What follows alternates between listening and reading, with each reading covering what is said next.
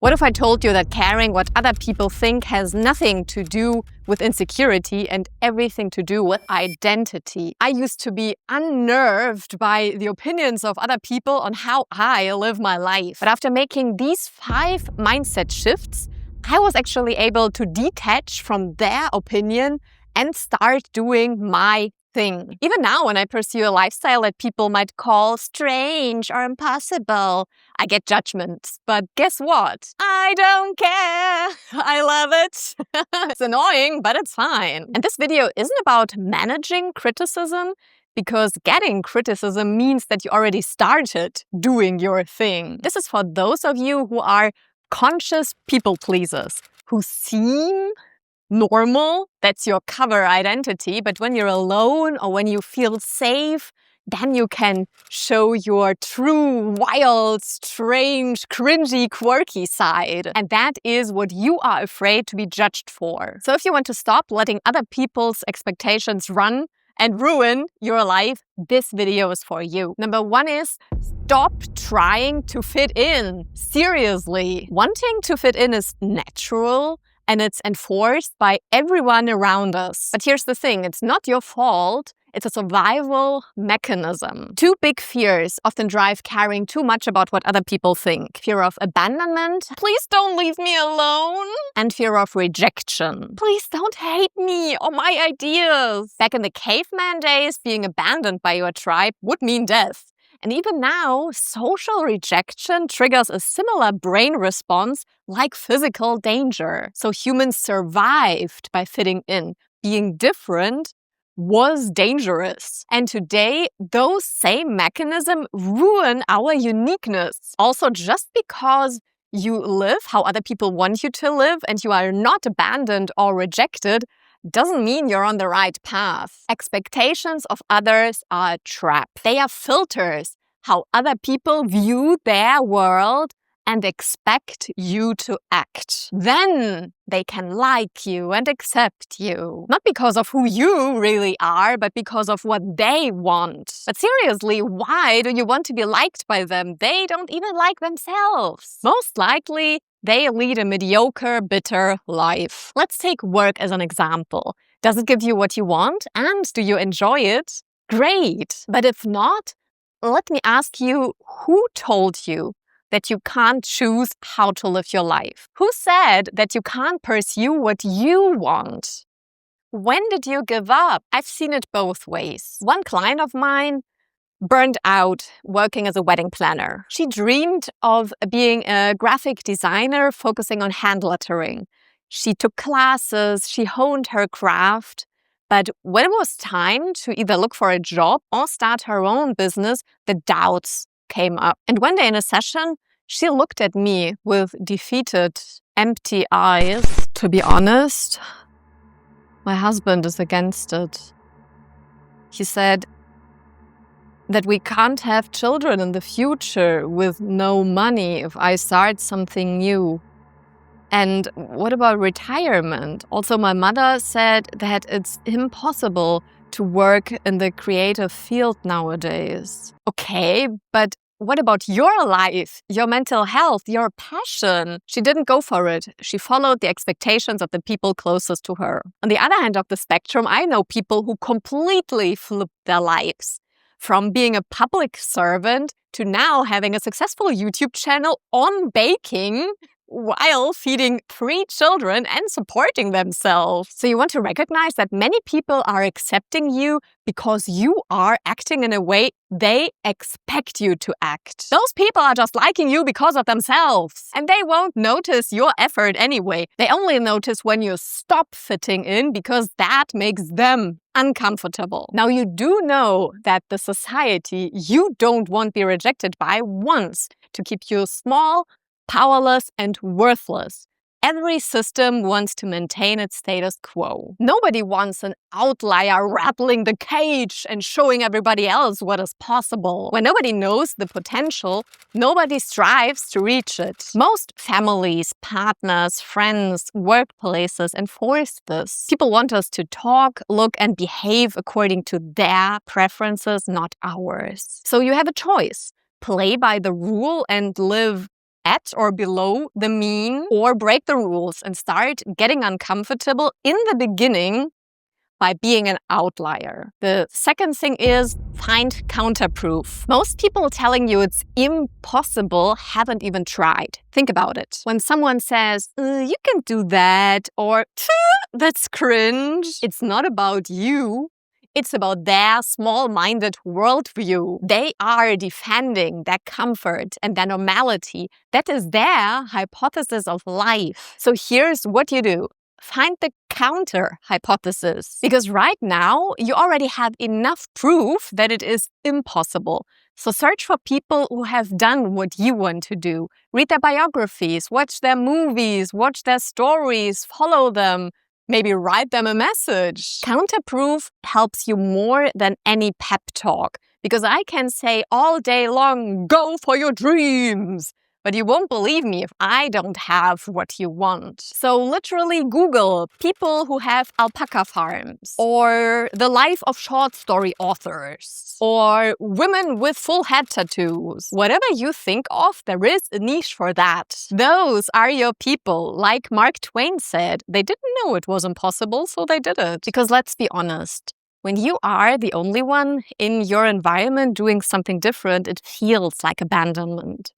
But just because your little town doesn't get you, doesn't mean the world rejects you. When you surround yourself, even digitally, with people who live your dream, you realize you are not alone. You haven't been abandoned. You have just been misplaced. And also, sometimes watching someone live freely gives you the permission you are waiting for. Sure, people say, you don't need a permission, just do it. But in reality, humans learn through modeling.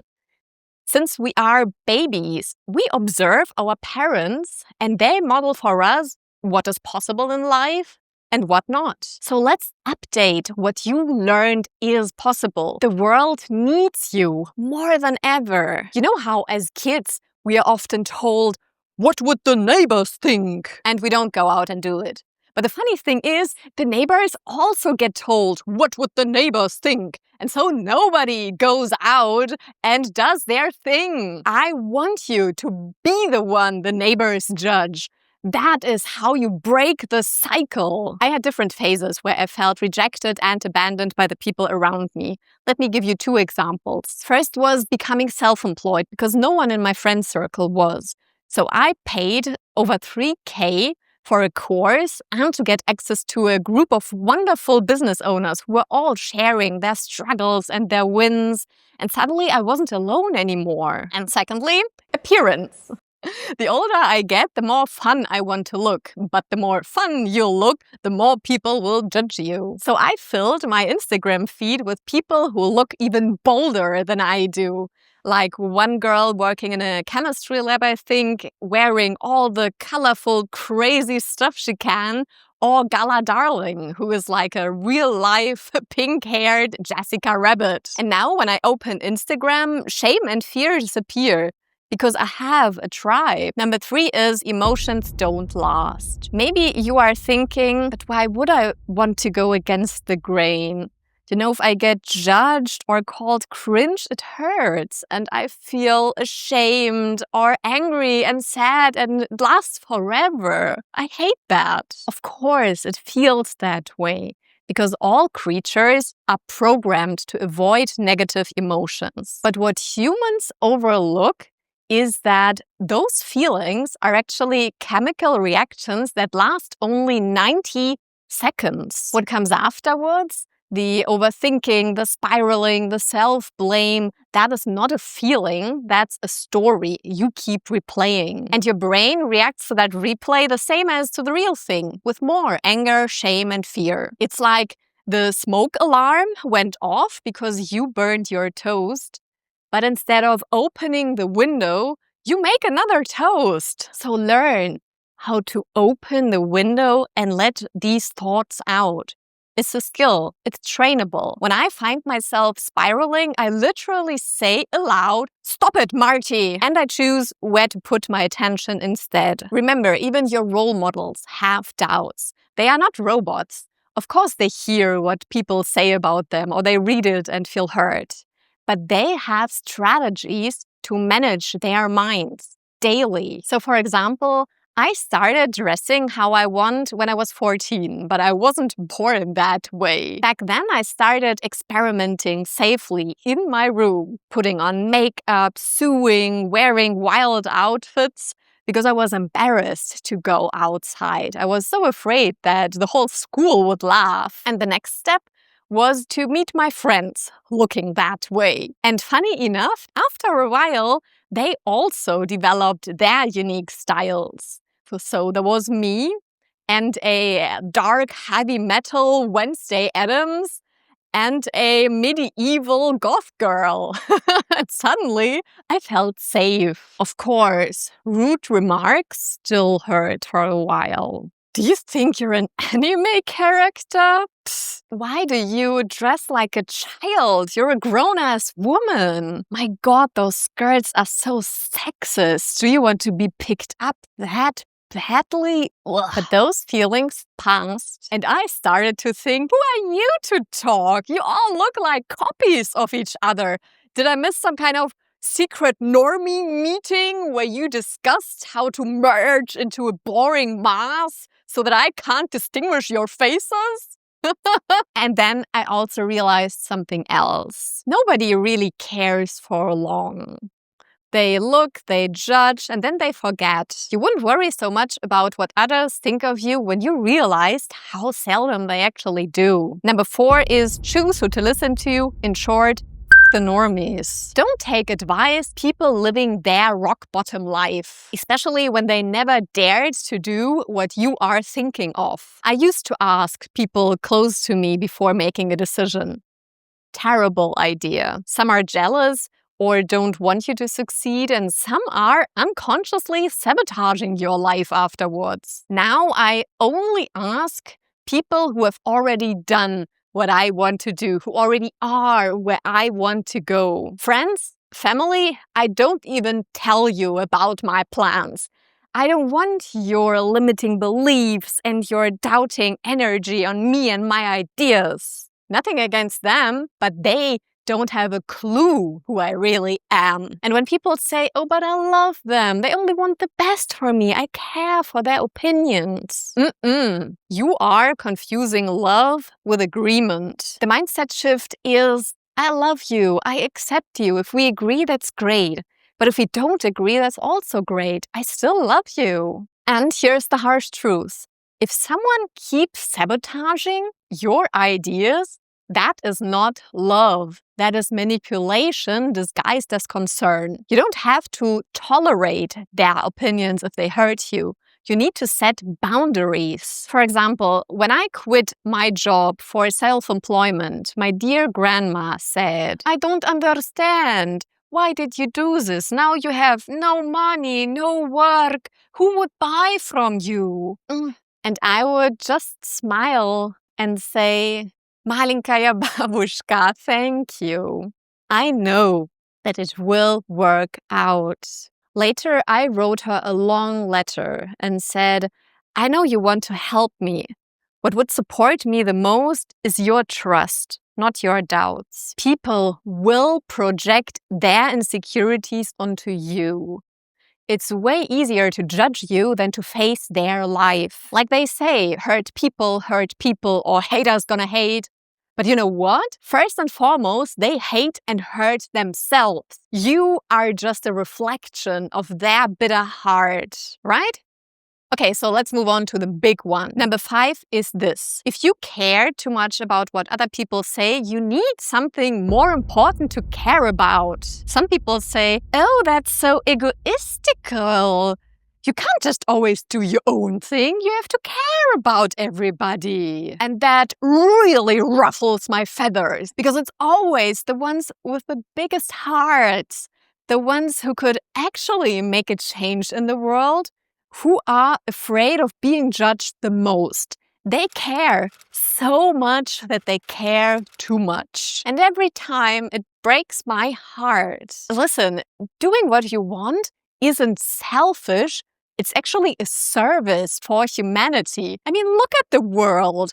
Does it look like everybody is happy? So Play with me for a second. Imagine that the thing you are most afraid of doing, the one where you're so anxious about what people will think, is actually what you are meant to do in this world. That sounds crazy, right? But no matter what it is, wearing black lipstick as a guy, working with snakes, or drawing comics like you did as a teenager, or publishing those songs that you never showed to anybody, what if this thing is the key to finding your place in the world? What if that's the very thing that gives you the courage to face everything else? Because everything that does not align with this true version of you will be filtered out automatically if you let it. What you value the most will become the filter for everything else. Your job is to anchor that so deeply